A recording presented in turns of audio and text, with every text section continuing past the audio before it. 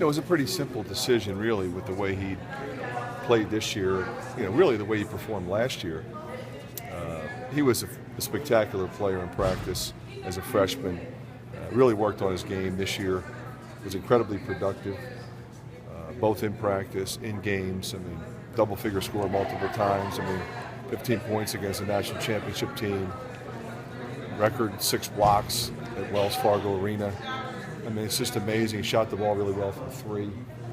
And like I said, I told him, I said, you're in a scholarship, then that's exactly what's going to happen. You'll get one. And I said, as soon as one opened, I'd give it to him. And like I say all the time, I didn't give him anything really. He earned that. So I'm thrilled for him because he really worked for it. All he wanted was a chance, and he made it happen.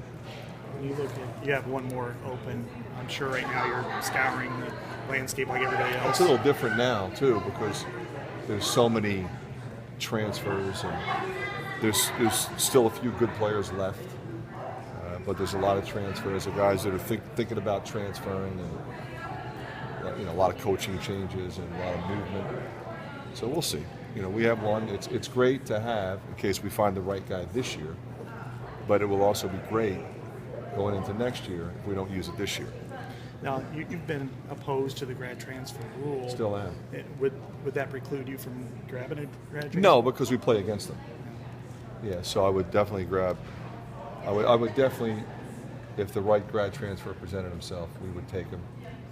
Because typically we end up playing against them. Is there a position you're specifically looking at? Well, I would think it would probably be in the backcourt if we did something. Yeah.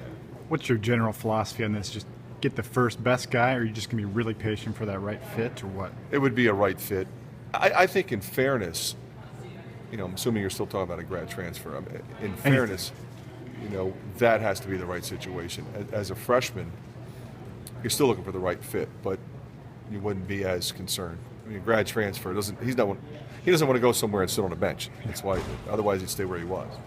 Any surprise that those 2 guys left, or did you kind of see it coming, Brandon and Andrew? I don't know that it's ever a complete surprise. The hardest thing with both of them is that they both are spectacular people. It's a lot easier when they're a little disruptive or they're just not buying in. Those kids, both of them, to a man, bought in and gave us everything they had. And those are the guys you root for. So they're just looking for more of an opportunity to play, because I don't think they felt that it was going to be as available as maybe they'd once hoped. So we'll do everything we can to help them, and it will be easy to recommend them.